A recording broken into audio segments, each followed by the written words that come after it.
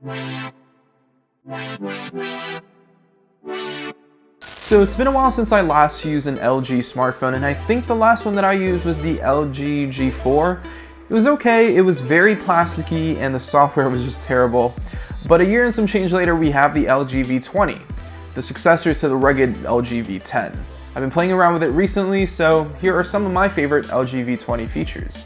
Starting off with the most noticeable thing about this phone is the second screen above the display. Now this isn't new by any means, last year's V10 had the same thing and nothing has really changed in terms of feature. But this time around I actually got to play around with it and I actually like it. With the second display I can have a quick toggle for my flashlight, or I can launch an app right away, or have it display a string of text. It's a neat little feature that can help me out in the long run if I don't want to scramble around this phone and figure out where the quick toggles are or where the specific app is.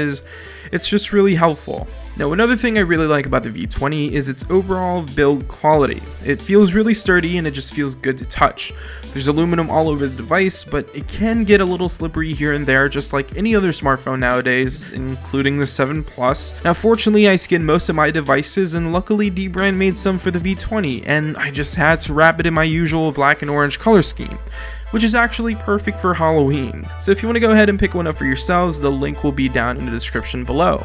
The V20 also ships with Android Nougat out of the box, and even though it's still using the horrific LG skin that I remember from the G4, some of the cooler features from Nougat like multi-window support and richer notifications are present here. That means you can have 2 apps running at once and reply to most of the apps installed on your phone without having to launch the app, which is actually really nice, something I really like when I was using my Nexus 6P running Android Nougat. Now last but certainly not least, there are dual cameras. There's 2 cameras on the back and there's also 2 up in the front, even though it looks like there's only 1. But trust me, there's 2 standard and ultra wide mode. Now unlike the iPhone 7 Plus, instead of having a longer telephoto lens for the second camera, LG decided to use an ultra wide 8 megapixel sensor, and it's not bad. LG has gotten a lot better at processing their photos, but it's still not in the same league as the S7 or the iPhone 7 Plus or the Pixel camera from Google. It's just not there yet. There's still some over sharpening going on in every photo, and that goes the same for the front facing camera, so I'm hoping in the future LG can tweak some of their software and algorithms so that it's less over processed. And yeah, that's about it. Those are just some of my favorite features for the LG V20.